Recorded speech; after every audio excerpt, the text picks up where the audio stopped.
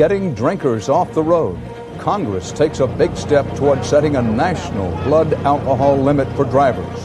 The death toll mounts from an outbreak of killer strep infection, so-called flesh-eating bacteria, in Texas. Living on the edge with El Nino, hillside homes and residents teetering on the verge of disaster. And we remember the life of one of the great pioneers of television news. This is the CBS Evening News, with Dan Rather reporting from CBS News headquarters in New York. Good evening. Advocates for highway safety say they've won the first round in a new battle against a killer, the drunken driver, blamed for one death in this country every half hour. With the president already on board, the U.S. Senate voted today to establish a uniform nationwide blood alcohol limit. The 0.08%, now used by 15 states, would become the national standard. Supporters say this will save lives. CBS's Phil Jones reports there's also a financial incentive. This is one of those rare votes with a face to it. A large picture of little 9-year-old Ashley Frazier was put on the floor for senators to see as they entered the chamber to vote. This cross in Maryland still marks the spot where Ashley was killed 2 years ago by a drunk driver while she waited on a school bus.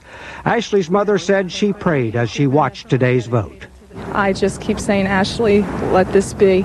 And not only in her memory, but in all the victims that have been injured or killed through this horrible crime.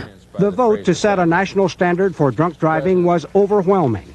I hope that the happy hour is over for drunk drivers.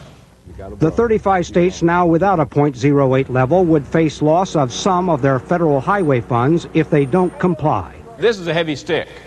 Matter of fact, this is more than a heavy stick. This is a dagger. This says you have to do it. The liquor industry says this is a political attack on social drinkers, and it will not save the 600 lives a year that supporters claim. Some people are perfectly good drivers at 0.08. It's kind of like age. Some people are bad drivers at age 70, and some people are good drivers. That's not an argument that Ashley Frazier's father, Randy, accepts. If it saves one life, you're better off than what you were last year.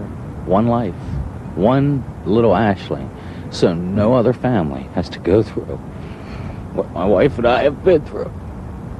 There's still heavy opposition to this in the House, but this is an election year, and when House members see Ashley Frazier's picture in their chamber, they may also have trouble voting no.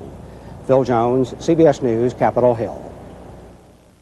If the nationwide standard becomes law, 35 states would have to lower their legal blood alcohol limit from 0.1%, that's 0.1, to a less tolerant 0.08.